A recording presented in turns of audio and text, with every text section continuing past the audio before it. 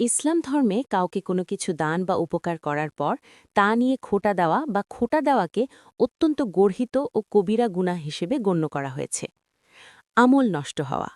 পবিত্র কুরআনের সূরা বাকারার ২৬৪ নম্বর আয়াতে বলা হয়েছে, দান করার পর খোঁটা দিলে বা কষ্ট দিলে সেই দানের সওয়াব বাতিল হয়ে যায়। আল্লাহর সাথে কথা না বলা। রাসূলুল্লাহ সাল্লাল্লাহু আলাইহি ওয়াসাল্লাম বলেছেন, কিয়ামতের দিন আল্লাহ তাআলা ৩ শ্রেণীর মানুষের সাথে কথা বলবেন না, যার মধ্যে একজন হল খোঁটা দানকারী। রহমতের দৃষ্টি থেকে বঞ্চিত। খোঁটা দানকারীর দিকে আল্লাহ তাআলা কিয়ামতের দিন দয়ার দৃষ্টিতে তাকাবেন না। জান্নাতে প্রবেশে বাধা।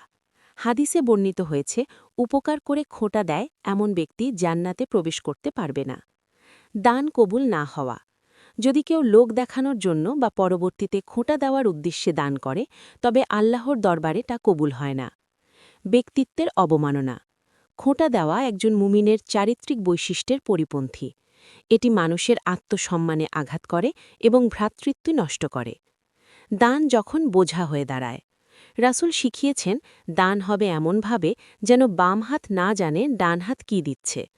খোঁটা দেওয়া এই গোপনীয়তা ও পবিত্রতা নষ্ট করে। নিষ্ফল পরিশ্রম। যে ব্যক্তি খোঁটা দেয় তার দানের মাল খরচ হয় ঠিকই, কিন্তু সে কোনো প্রতিদান পায় না, উল্টো পাপের ভাগীদার হয়। কঠোর হুঁশিয়ারি। সহি মুসলিমের হাদিসে খোঁটা দানকারীকে অভিশপ্ত ও ব্যর্থ ব্যক্তি হিসেবে উল্লেখ করা হয়েছে। উত্তম আচরণই শ্রেয়। ইসলাম বলে, যদি দান করার পর খোঁটা দেওয়ার ইচ্ছে জাগে, তবে দান না করে মিষ্টি ভাষায় কথা বলা বা ক্ষমা করে দেওয়া অনেক বেশি উত্তম।